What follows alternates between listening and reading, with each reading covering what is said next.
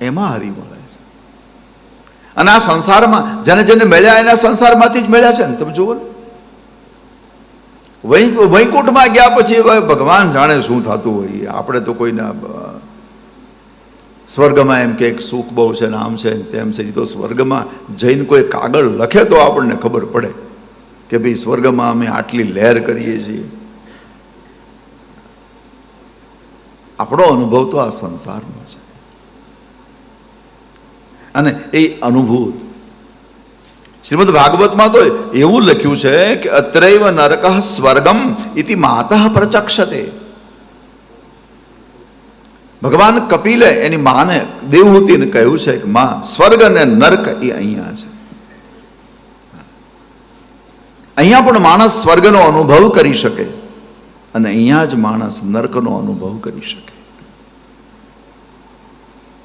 એટલે આ સંસારમાં કલ્યાણ કરવા માટે અમારે શું કરવું?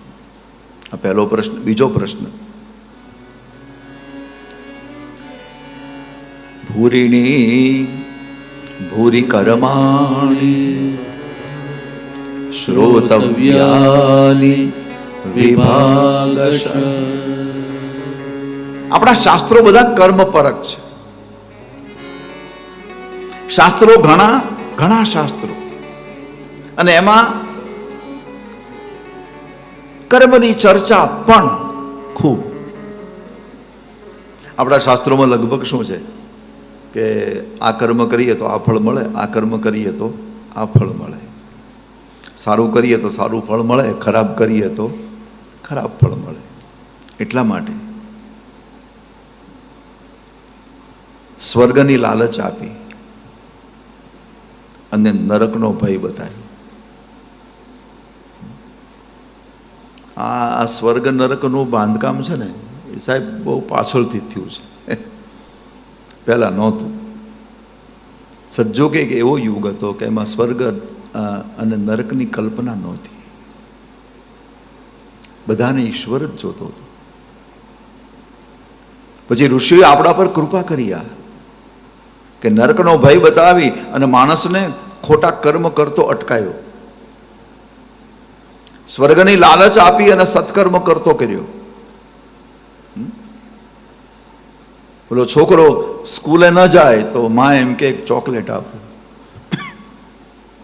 એ ચોકલેટની લાલચે એને સ્કૂલે મોકલવો છે. એમાં આ સ્વર્ગને તો મહાપુરુષોએ લોલીપોપ કહી છે કે માણસ એ સ્વર્ગની લાલચમાં સત્કાર્ય કરે, સારા કામ કરે અને જીવને સત્કાર્ય તરફ વાળવા માટે આ ઋષિઓએ બહુ સારી વ્યવસ્થા કરી છે. તો મહારાજ, અમે એ બધી ચર્ચા બહુ સાંભળી. આ કર્મ કરીએ તો આ ફળ મળે ને આ કર્મ કરીએ તો આ ફળ મળે. અને તમારે વિશેષ જો જાણવું હોય તો ક્યારેક ગરુડ પુરાણ સાંભળજો.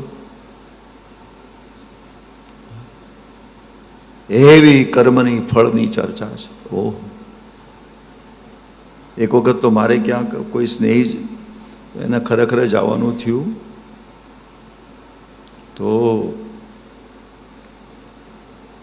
ત્યાં ગરુડ પુરાણ ચાલતું હતું. પછી હું અડધો કલાક બેઠો,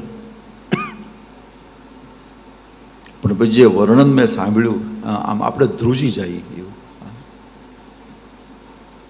પછી મેં ગરુડ પુરાણ વાંચ્યું ઘરે, અને એમાં જે કર્મના ફળની ચર્ચા છે. તો સત્કર્મ કરવાથી સ્વર્ગ મળે છે, કુકર્મ કરવા, જરા ધ્યાન આપીને સાંભળજો, અઘરો વિષય છે. સત્કર્મ કરવાથી સ્વર્ગ મળે છે, કુકર્મ કરવાથી નરક. તો પછી ભગવાન કઈ રીતે મળે છે એ અમને કહે. અમારે ઈશ્વર પાસે જવું છે, ન તો અમારે સ્વર્ગ જોઈએ, ન તો નરકમાં જવું છે. અમારે તો ભગવાન પાસે જવું છે. અમને બતાવો કે ઈશ્વર કઈ રીતે મળે છે. અદ્ભુત પ્રશ્ન છે. આપણી સંત પરંપરા છે ને, એમાં એક બહુ મહાન અત્યારે એની આખી પરંપરા પણ ચાલે છે, ભાણદાસજી. રવિભાણ આખો સંપ્રદાય છે. એને બહુ સુંદર કહ્યું છે, અંદર મથી જો, અંદર જરા ઝાંખી કર, ડોક્યું કર, સમજીને સૂઈ જાઓ, કરવું નહીં કાંઈ. જો આનો ગલત અર્થ નહીં કરતા, સમજીને સૂઈ જાઓ એટલે ઊંઘમાં જેમ માણસ જગતને ભૂલી ગયો એમ જાગતા જાગતા ભૂલવાની ટેવ પાડવી. જાગતા પણ જગતને ભૂલી શકાય છે.